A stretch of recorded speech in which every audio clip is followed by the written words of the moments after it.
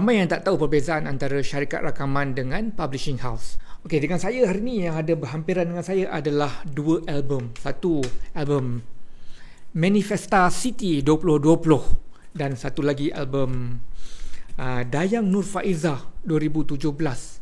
Dayang Nur Faizah dia ada cakap, "Dear Ed Samad, thank you." Baik, Dayang Nur Faizah ni nak cakap Dear Ed Samad, thank you pada saya. Telah ajak dia jadi girlfriend, tak mau.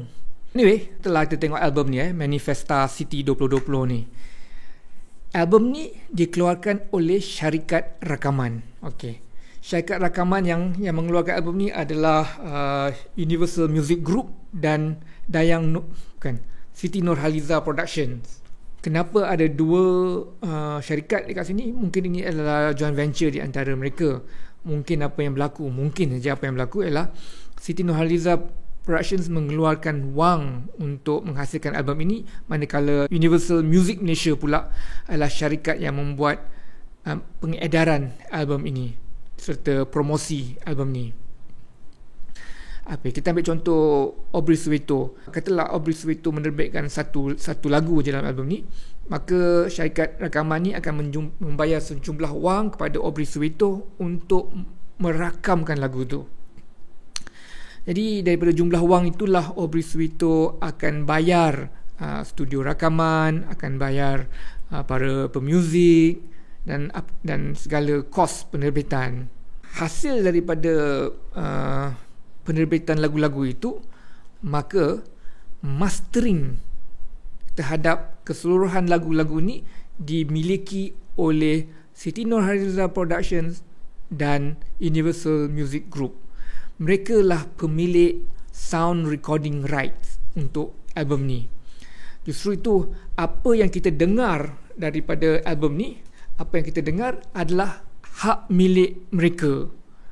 Jadi, kalaulah lagu-lagu dalam album ni dimainkan di radio, mereka layak mendapat bayaran agihan royalty.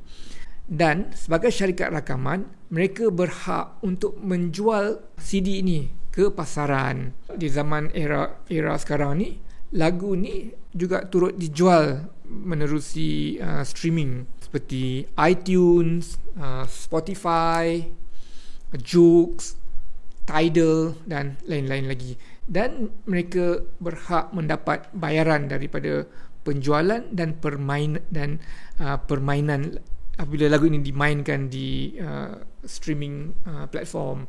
Jadi pendek kata, syarikat rakaman ataupun recording sound right owners ni, mereka adalah kelompok yang mengeluarkan wang untuk menghasilkan ini album. Justru master kepada rakaman itu adalah milik mereka.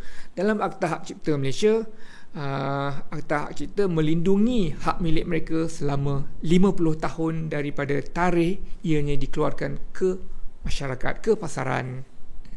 Syarikat publishing house pula adalah syarikat penerbitan ataupun syarikat yang menguruskan kerja-kerja para composers dan penulis lirik ni.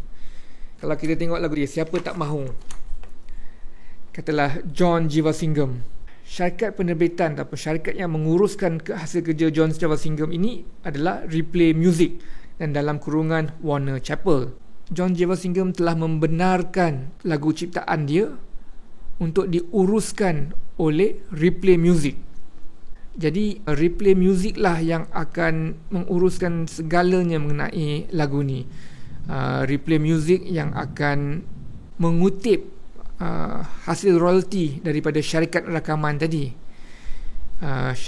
Replay Music lah yang akan mendaftarkan lagu ni ke badan-badan perlesenan. Replay Music juga membuat bayaran kepada John Jeevasingham, bayaran mechanical royalty. Apabila lagu kita diterbitkan, kita sebagai pencipta lagu berhak mendapat beberapa jenis royalty. Satu, mechanical royalty. Mechanical royalty adalah apabila lagu-lagu kita, katalah CD ini, dijual ke pasaran. Setiap kali CD ini dijual, para pencipta lagu akan mendapat sejumlah hasil royalty daripadanya. Jadi tugas publishing house ni lah yang akan kejar syarikat-syarikat rakaman untuk membuat bayaran bagi pihak para pencipta lagu. Contohnya lagu saya Kasihku Selamanya. Okey. Lagu ini diterbitkan oleh Aubrey Suito, dicipta oleh Aubrey Suito dan lirik oleh saya. Jadi apabila Siti Nurhaliza telah rakam lagu ni dan lagu ni telah dijual, maka syarikat publishing saya, iaitu Tari Perang Publishing, akan mengejar Siti Nurhaliza Productions ataupun Universal Music Malaysia untuk mendapatkan bayaran daripada hasil penjualan. Itulah kerja publishing house. Dan publishing house tu bila dah dapat duit, kerja dia adalah untuk bayar kepada saya. Dan bila lagu ni pun tersiar, publishing house akan daftar lagu ni kepada badan-badan pelesenan. Tari Perang Publishing ni akan mendaftar lagu Kasihku Selamanya dan maklumat-maklumat yang ada kepada Music Authors Copyright Protection ataupun MACP, iaitu badan pelesenan yang kerjanya mengutip hasil daripada persembahan awam. Jadi setiap kali lagu-lagu saya dimainkan di radio ataupun di TV ataupun di persembahan awam, maka saya akan mendapat hasil royalty daripadanya.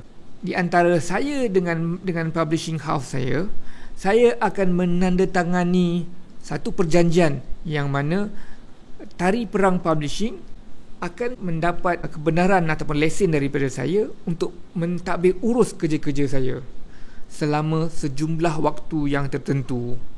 Katalah saya sign dengan Tari Perang Publishing selama 5 tahun. Jadi sepanjang 5 tahun ni publishing house tu akan bekerja untuk saya untuk membuat registration, untuk membuat kutipan daripada syarikat-syarikat rakaman, untuk berurusan dengan TV station untuk lagu-lagu saya dimainkan di TV dan sebagainya. Okey, kalau kita tengok lagu saya ni, Kasihku Selamanya, penulis lirik Ed Samad, publisher Tari Perang Publishing, lepas tu ada SP, S sengkang P. SP itu bermaksud sub publishing, dan sub publishing saya adalah Luncai Emas Sendirian Berhad. Okey, apakah maksudnya? Tari Perang Publishing sebenarnya adalah syarikat milik saya, dan saya telah membuat perjanjian, membuat satu kontrak dengan Luncai Emas, di mana Luncai Emas akan membuat tadbir urus segala urusan Tari Perang Publishing. Jadi setiap lagu-lagu saya yang berada dalam Tari Perang Publishing akan diuruskan oleh Luncai Emas pula, dengan pecahan agihan yang tertentu. Dalam perjanjian kita akan terkandung jumlah tahun perjanjian itu akan berjalan, dan jumlah pecahan dia. Contoh aja, katalah kita setuju dengan syarikat satu lagi itu untuk 50-50. Maknanya setiap lagu kita yang dihasilkan dan dikeluarkan, maka hasil kerja daripada pendapatan daripada hasil kerja lagu itu akan kita agihkan 50-50 contohnya di antara Luncai Emas dengan Tari Perang Publishing. Katalah album ni terjual dalam 100,000 contohnya, Luncai Emas akan kejar Siti Nurhaliza Production ataupun Universal Music untuk bayar royalty daripada penjualan 100,000 tu. Dan Luncai Emas akan hantar invoice, akan hantar orang untuk pergi jumpa dengan mereka. Jadi lepas tu Luncai Emas akan dapatkan cek atau bayaran daripada Universal Music, dan daripada jumlah itu katalah ada jumlah katalah RM1,000. Daripada RM1,000 tu RM500 Luncai Emas akan ambil kerana kerja mereka, dan RM500 lagi tu dia akan bayar kepada Tari Perang Publishing untuk bayar Ed Samad. Kepada komposer-komposer baru, kepada penulis lirik baru, sangat mustahak untuk mereka memilih publishing house yang betul. Nombor satu, saya nak beritahu, sebenarnya kita tidak perlu publishing house. Jangan ingat setiap lagu kita yang kita hasilkan tu mesti ada publishing house. Tidak semestinya.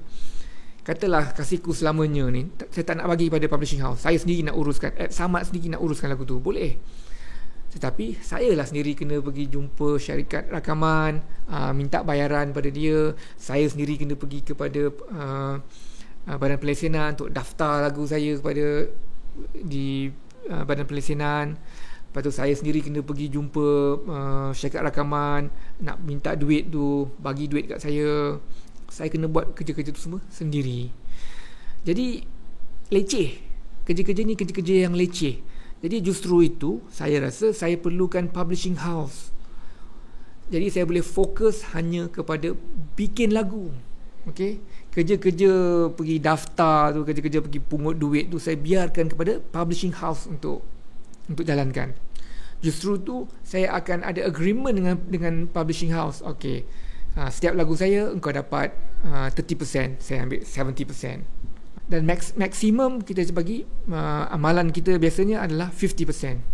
Itulah paling maksimum pengagihan antara seorang pencipta lagu dengan syarikat publishing. Saya tak tahu adakah ini undang-undang yang tertulis ataupun amalan tradisi dalam industri kita. Jadi seorang pencipta lagu tu sebenarnya tidak perlukan publishing house. Dia sendiri boleh uruskan lagu-lagu dia. Sekali lagi, syarikat rakaman adalah syarikat yang mengeluarkan modal untuk menghasilkan lagu dan album. Segala bunyi-bunyian yang terhasil daripada lagu yang dia bayar tu adalah hak milik dia. Master kepada lagu tu adalah milik syarikat rakaman. Jadi publishing house ni sekali lagi, dia adalah untuk menguruskan hasil kerja para composers. Harap penjelasan ni dapat memberi sikit pembukaan, pengajaran, pendedahan kepada para penonton membezakan apakah syarikat rakaman dan apakah publishing house. Itulah dia. Bye.